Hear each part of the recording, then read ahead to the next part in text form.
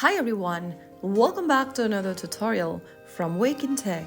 Today in this episode, we will be learning how to unblock someone in Bigo Live. If you've previously blocked a user and now want to reconnect, message them again, or allow them to view your broadcast, then here's how you can easily unblock them.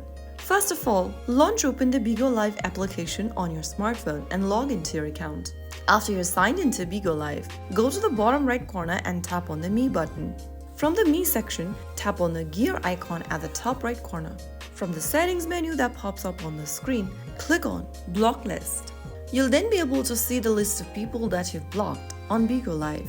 To unblock them, tap on the minus icon right next to their name and click on Remove.